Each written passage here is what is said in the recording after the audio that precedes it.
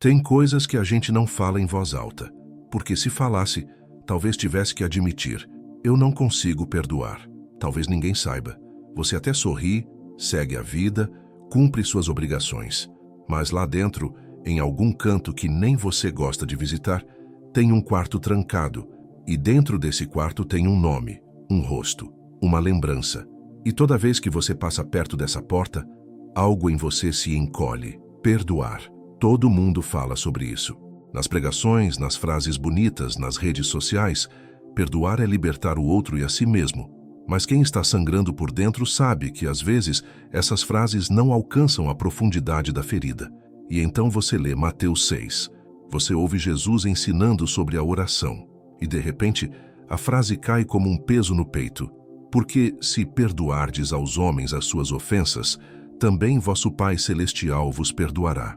Se, porém, não perdoardes aos homens as suas ofensas, tampouco vosso Pai vos perdoará as vossas ofensas. E lá dentro nasce um conflito silencioso. Se eu não consigo perdoar, Deus não vai me perdoar. Quer dizer que todo o resto que sinto, que faço, que busco, não vale nada? Quer dizer que Deus está com uma caneta na mão, marcando quem perdoa e quem não perdoa, para decidir quem Ele aceita? Você sabe que Deus é amor, mas esse versículo soa duro, quase como uma porta se fechando. Já você pensa: então estou condenado porque não consigo. Talvez você tenha sido traído por alguém que prometeu ficar. Talvez alguém que deveria proteger, feriu. Talvez tiraram algo que não volta mais. A infância, a confiança, a inocência, a paz. Talvez você viu injustiça, mentira, abandono. Talvez foi humilhação, abuso, desprezo. Tem gente que diz: passa, deixa pra lá, entrega a Deus, segue adiante. Mas você sabe, tem marcas que o tempo não apaga. O tempo só aprende a caminhar em volta delas. Tem um homem que poderia ser você. Ele não tem nome aqui, mas vamos chamá-lo de João. João é aquele tipo de pessoa que todo mundo diria: gente boa, coração bom, trabalhador. Mas quando ele fecha a porta do quarto, a bondade vira desabafo engolido e lágrima contida. O pai de João o abandonou ainda criança. Sumiu, nenhuma carta, nenhum telefonema, nenhuma explicação. Só um grande silêncio. E dentro do silêncio a pergunta: o que eu fiz de errado para ele ir embora? Anos depois, João conheceu Jesus. Começou a ir à igreja, mudou muita coisa na vida, falava de fé, de graça, de amor, mas toda vez que ouvia alguém pregar sobre perdão, algo nele endurecia. Ele pensava: Deus, qualquer coisa menos isso. Posso servir, posso ajudar, posso doar, mas não me peça para perdoar quem destruiu a minha ideia de pai. Um dia, lendo Mateus 6, João travou: se não perdoardes, vosso Pai também não vos perdoará. Ele fechou a Bíblia. Não conseguia lidar com isso. Parecia que Deus estava exigindo algo que não combinava com a dor que ele carregava. É mais ou menos assim também com você? Você lê esse texto e, em vez de consolo, sente acusação? Em vez de esperança, sente peso? Então talvez hoje não seja sobre explicar Mateus 6 como quem destrincha um conceito. Talvez hoje seja sobre ouvir o coração de Jesus por trás dessas palavras. Sobre entender que ele não está jogando uma ameaça, ele está revelando uma verdade profunda sobre o coração humano e sobre o coração de Deus. Quando Jesus ensina a oração do Pai Nosso, ele não está passando uma fórmula mágica. Ele está revelando como é o fluxo da vida com Deus. E nesse fluxo, tem uma coisa que não combina com o reino do Pai: um coração trancado. Perdoa-nos as nossas dívidas, assim como nós perdoamos aos nossos devedores. Jesus coloca o perdão no centro da conversa com o Pai, porque o perdão é o lugar onde o amor de Deus que chega até você, passa através de você, ou fica estagnado e apodrece. Quando Jesus diz: se não perdoardes, tampouco vosso Pai vos perdoará, ele não está dizendo que Deus fará birra espiritual e vai negar perdão como punição. Ele está mostrando que é impossível receber profundamente um tipo de amor que não aceitamos compartilhar. É como tentar respirar segurando o ar e nunca soltando. Uma hora você sufoca. Não é Deus que fecha o peito para você. É o ódio, o ressentimento, o orgulho, o trauma, que vão cortando em você a capacidade de crer que existe graça. Porque, quando não queremos ver o outro como alguém perdoável, com o tempo, começamos a achar que nós também não somos. O problema é que isso não acontece na teoria. Acontece no lugar mais sensível da alma, na história que você viveu, no dia em que falaram o que não deviam, na hora em que você chorou e ninguém veio, no momento em que uma escolha de alguém marcou a sua vida por anos. E por isso, quando alguém diz perdoa, você ouve como se te dissessem: esquece o que aconteceu, finge que não doeu, diz que está tudo bem, mesmo não estando. Mas não é isso que Deus está pedindo. Deus nunca vai chamar de pequeno aquilo que te quebrou. Ele não romantiza o que foi injusto. Ele não minimiza o que te traumatizou. Olha para a cruz. O perdão de Deus não veio barato. Teve sangue, teve grito, teve abandono. Teve o filho clamando: Deus meu, por que me desamparaste? Se o perdão fosse leve, a cruz não seria tão pesada. Então, quando Mateus 6 fala de perdão, não fala de algo raso. Fala de algo que passa pela dor e não pelo desvio da dor. Perdoar em Deus nunca é fingir. É trazer a realidade da ferida para a presença de um Deus que também sabe o que é ser ferido. Talvez você se sinta como José, vendido pelos próprios irmãos, jogado num poço de histórias que ninguém sabe direito, esquecido em prisões emocionais que não foram culpa sua. José poderia ter passado o resto da vida preso ao ódio. Ele tinha motivos, ele tinha lembranças, ele tinha perdas. Mas quando se encontra com os irmãos, anos depois, com poder nas mãos para vingar tudo o que sofreu, José diz algo que carrega um segredo. Vós intentastes o mal contra mim, porém Deus o tornou em bem. Vocês quiseram o mal, mas Deus entrou na história. Perdoar não é dizer que o mal não existiu, é dizer que o mal não terá a palavra final sobre o que Deus fará dentro de mim. Talvez hoje você esteja como Davi, que ora diante de Deus dizendo coisas que parecem duras demais até para repetir. Davi não tinha medo de levar a raiva para Deus. Ele não polia as orações. Ele chorava com verdade. E muitas vezes, depois de despejar a dor, ele terminava com algo como: mas eu confiarei em ti. Percebe? Antes do perdão, vem a verdade diante de Deus. Deus não te pede para perdoar sem antes te convidar a chorar com Ele. O perdão não é um atalho que ignora o lamento. O perdão verdadeiro passa primeiro pela sinceridade. Deus, isso me destruiu. Eu não sei como perdoar. Eu não quero perdoar, mas eu também não quero viver preso a isso para sempre. Talvez esse seja o ponto de virada hoje. Não é você dizendo eu já perdoei quando sabe que não. É você admitindo: eu ainda não consigo. Mas se o Senhor quer me conduzir a isso, então me pega pela mão. Mateus 6. Não é um ultimato gelado. É um convite doloroso, mas amoroso, para um caminho que só Deus pode sustentar dentro de você. Perdão não é um botão, é um processo. Às vezes, bem lento, mas real. Perdoa-nos, assim como nós perdoamos. Perceba a ordem escondida aqui. Quem começa é Deus. Você pede: perdoa-me. E enquanto pede, algo vai se movendo.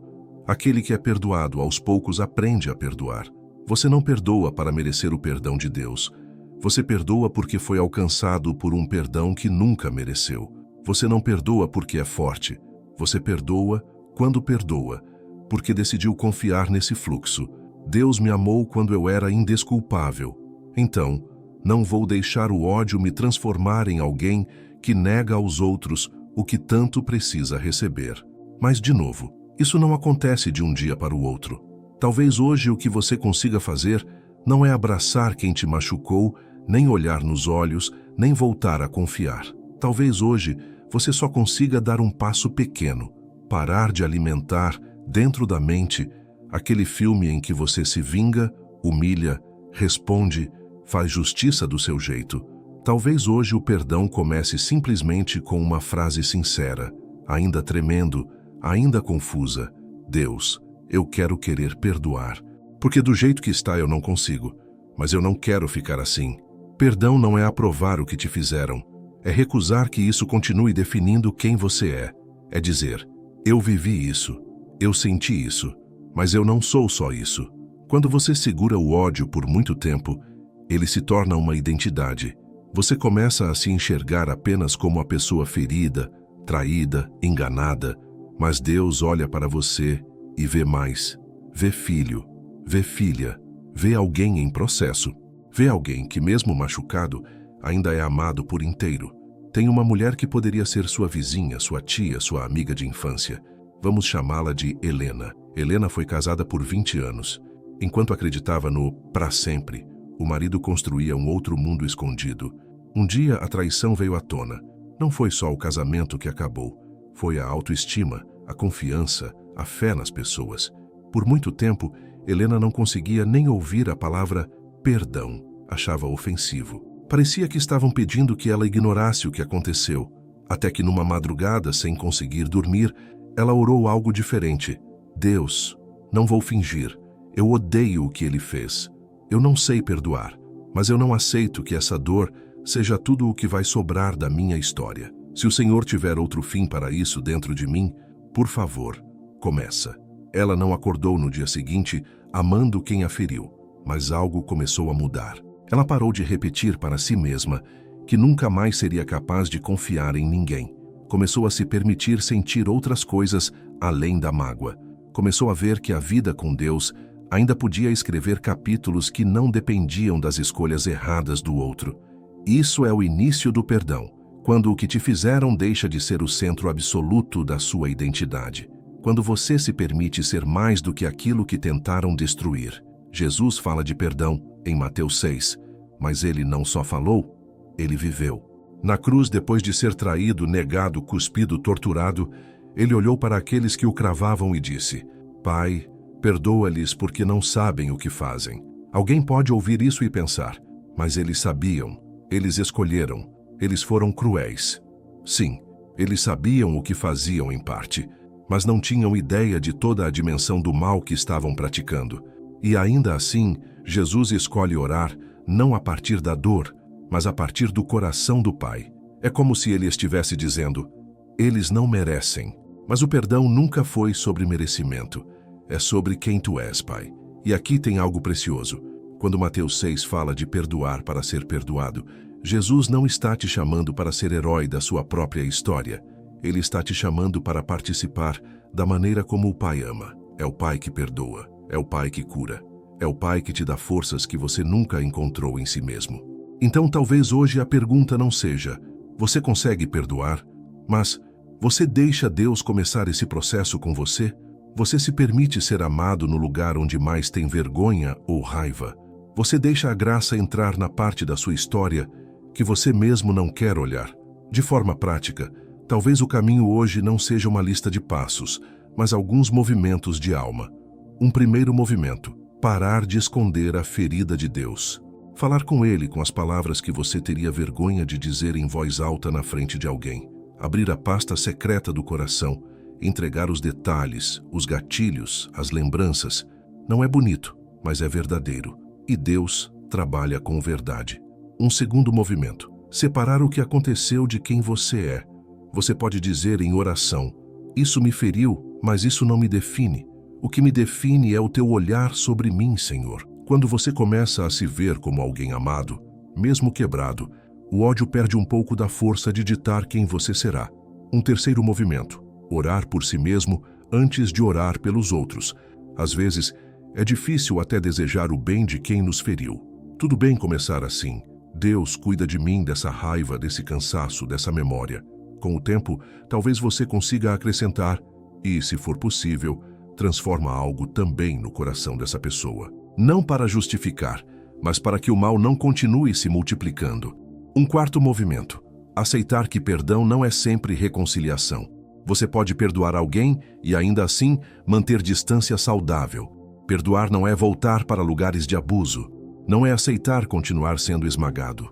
É antes libertar o coração da prisão de viver girando em torno da mesma ferida. E, por fim, um movimento silencioso quase imperceptível. Todas as vezes que a lembrança voltar, ao invés de alimentar a narrativa da vingança, você pode dizer mesmo com os dentes cerrados: Deus, eu entrego de novo. Eu já te falei sobre isso, mas estou trazendo mais uma vez. Não deixa esse ressentimento crescer em mim mais do que a tua graça. É assim, aos poucos, que o perdão deixa de ser uma obrigação pesada e passa a ser uma consequência de viver ligado a um Pai que perdoa. Não é seu desempenho, é a presença dele em você. Talvez ouvindo tudo isso você ainda sinta: eu estou muito longe. Mas preste atenção. Se esse tema ainda te mexe, se você ainda sente algo quando ouve falar de perdão, é porque seu coração ainda não se tornou pedra por completo. Ainda pulsa, ainda sente, ainda responde à voz de Deus. E isso é um sinal de esperança. O Pai não te abandona porque você está lutando com o perdão. Ele te acompanha no meio da luta. Ele não fecha a porta porque você ainda não sabe soltar. Ele bate na porta, com paciência chamando você para abrir, pouco a pouco. Mateus 6 não foi escrito para te condenar ao desespero. Foi escrito para te lembrar que o reino de Deus não é construído em cima de eternas cobranças e acertos de contas. É construído em cima de graça recebida e graça compartilhada. E quando você não consegue compartilhar ainda, o convite não é se afaste. É, chegue mais perto. Deixa-me trabalhar aí dentro. Então, talvez hoje o seu passo não seja dizer eu perdoo. Talvez seja dizer, Pai, não quero viver eternamente acorrentado a isso.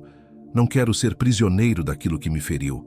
Ensina-me a caminhar nessa estrada do perdão, mesmo que seja um passo por dia. Não me deixa ficar parado. Há um Deus que conhece cada detalhe da história que te trouxe até aqui.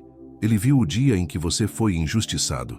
Ele ouviu o que foi dito quando você não estava na sala. Ele sabe o que você nunca contou para ninguém. E ainda assim, ele não desiste de você, nem de te restaurar, nem de te ensinar a viver leve, mesmo com lembranças pesadas. Perdão, no fim das contas, não é apenas sobre quem te machucou. É sobre quem você está se tornando diante de Deus.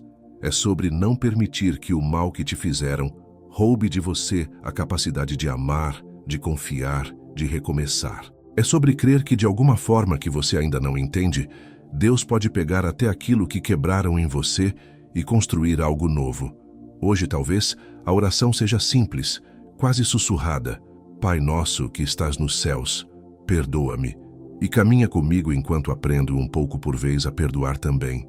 Respira fundo. Não se cobre um milagre instantâneo, mas também não aceite que a dor seja o único som dentro de você. Deixe que aos poucos a voz do Pai vá se tornando mais alta do que a voz da ferida. Se este vídeo falou com você, se alguma parte dessa mensagem encontrou um lugar aí dentro, deixa registrado nos comentários o seu nome e a cidade ou estado de onde você está assistindo. Queremos orar por você, pela sua família ou por algum parente próximo que você sabe que está passando por alguma dificuldade. E, se esse conteúdo te abraçou de alguma forma, lembra de deixar o seu like e se inscrever no canal. Assim a gente continua caminhando junto, um dia de cada vez aprendendo a viver essa fé que não foge da dor, mas encontra Deus bem no meio dela.